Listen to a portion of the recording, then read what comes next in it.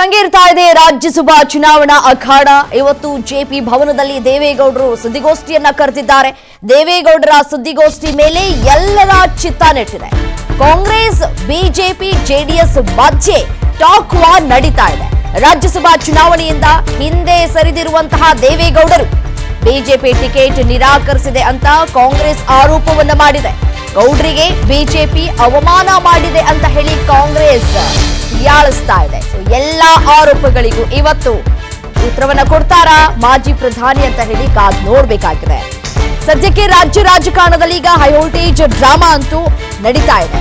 ರಾಜ್ಯಸಭಾ ಅಖಾಡ ಸದ್ಯಕ್ಕೆ ಪಕ್ಕಾ ರಂಗೇರುವಂತಹ ಎಲ್ಲಾ ಲಕ್ಷಣಗಳು ಕಾಣಸಿಗ್ತಾ ಇದೆ. ಮಾಜಿ ಪ್ರಧಾನಿ ಎಚ್ ಡಿ ದೇವೇಗೌಡರು ಸ್ಪರ್ಧೆಯಿಂದ ಹಿಂದೆ ಸರಿದಿರೋದು, ಮತ್ತೆ ಬಿಜೆಪಿಯ ಪ್ರೊಫೆಸರ್ ಎಂ ನಾಗರಾಜು ಅವರಿಗೆ ಟಿಕೆಟ್ ಘೋಷಣೆ ಮಾಡಿರೋದು ಸದ್ಯದ ದೊಡ್ಡ ಸುದ್ದಿ ಆಗಿದೆ. ದೇವೇಗೌಡರಿಗೆ ಟಿಕೆಟ್ ನೀಡಬೇಕಾಗಿತ್ತು, ಅವರನ್ನ ಒಂದು ಕಡೆ ಅವಮಾನವನ್ನ ಮಾಡಲಾಗಿದೆ.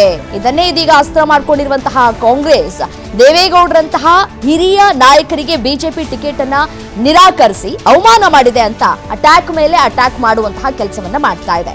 ಇತ್ತ ಜೆಡಿಎಸ್ ಮತ್ತೆ ಬಿಜೆಪಿ ಮೈತ್ರಿಕೂಟಕ್ಕೆ ಇದು ನುಂಗಲಾರದ ತುತ್ತಾಗಿದೆ. ಯಾವ ರೀತಿಯಾಗಿ ಯಾವ ಶೈಲಿಯಲ್ಲಿ ಕೌಂಟರ್ ಅನ್ನ ಕೊಡುತ್ತೆ ಅನ್ನೋದನ್ನ ಕಾದ್ ನೋಡ್ಬೇಕಾಗಿದೆ. ಇವತ್ತು ಸುದ್ದಿಗೋಷ್ಠಿಯನ್ನ ಕರೆದಿದ್ದಾರೆ ದೇವೇಗೌಡರು.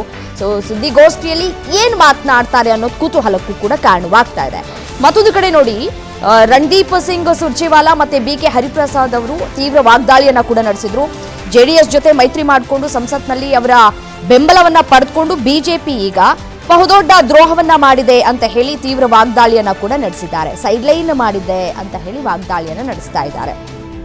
ನೋಡಿ, 2019ರಲ್ಲಿ ಈ ಗೌಡ್ರು ಸೋತಾಗ ರಾಜಕೀಯ ಭಿನ್ನಾಭಿಪ್ರಾಯವನ್ನ ಮರೆತುಬಿಟ್ಟು ಕಾಂಗ್ರೆಸ್ ಬೆಂಬಲವನ್ನ ನೀಡಿ ಅವರನ್ನ ರಾಜ್ಯಸಭೆಗೆ ಕಳುಹಿಸಿಕೊಟ್ಟಿತ್ತು ಅನ್ನುವಂತಹ ಒಂದು ವಿಚಾರವನ್ನ ಇಲ್ಲಿ ಅವರು ಉಲ್ಲೇಖ ಮಾಡ್ತಾ ಇದ್ದಾರೆ.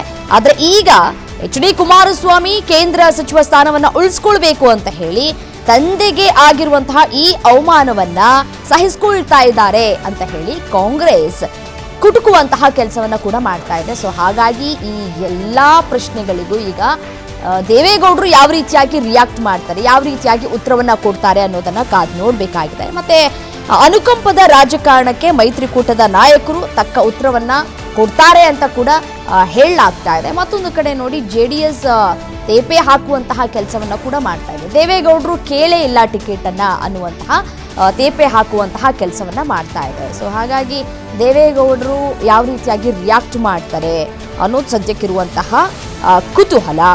ಒಂದು ಕಡೆ ಇತಿಹಾಸವನ್ನ ನೆನಪಿಸಿದೆ ಜೆಡಿಎಸ್. 1997ರಲ್ಲಿ ದೇವೇಗೌಡರನ್ನ ಪ್ರಧಾನಿ ಕುರ್ಚಿಯಿಂದ ಕೆಳಗಿಳಿಸಿ ಬೆನ್ನಿಗೆ ಇರಿದಿದ್ದೇ ಕಾಂಗ್ರೆಸ್ ಅಂತ ಕೂಡ ಹೇಳಿದೆ. ಸೊ ಈಗ ಅವ್ರ ಮೇಲೆ ಕಾಟಾಚಾರದ ಪ್ರೀತಿಯನ್ನ ತೋರಿಸಬೇಡಿ ಅನ್ನುವಂತಹ ತಿರುಗೇಟನ್ನ ಕೊಡುವಂತಹ ಕೆಲಸವನ್ನ ಮಾಡ್ತಾ ಇದ್ದಾರೆ.